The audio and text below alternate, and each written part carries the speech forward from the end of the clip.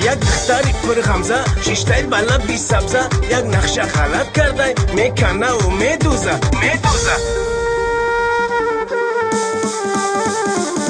ناز نکنی ای یارم تو را من دوست میدارم ناز نکنی ای یارم تو را من دوست میدارم بشنو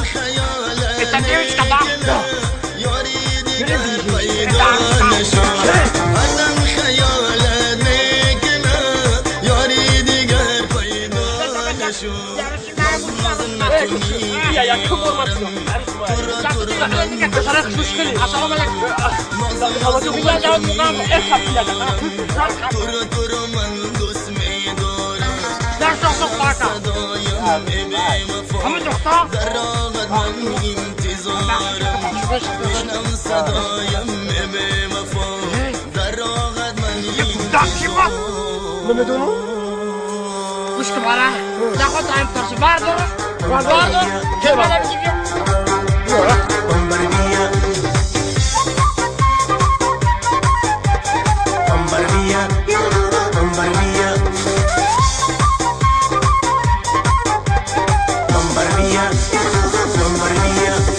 سوی تو چشمک میزنو دل را از من میکنو منو کردی از خود جدا ای بی وفا ای بی وفا منو کردی از خود جدا ای بی وفا ای بی وفا بچیم تاقی جانی تولک زنه میره قصه یا جنباند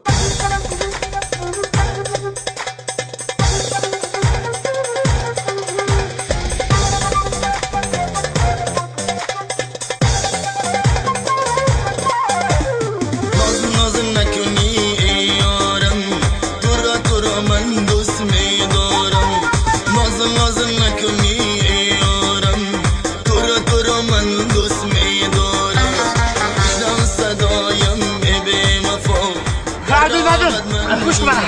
که بوقع میدونی تو با اون را باید ها در راحت من انتظارم بگم با هیلی با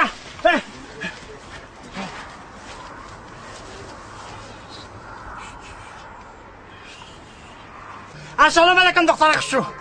کیا براجات بخیر نگو که مردک اکشتی چه برکم شا مردک اکشتی چیزی حلالی رفتی حالا تو بنیویدم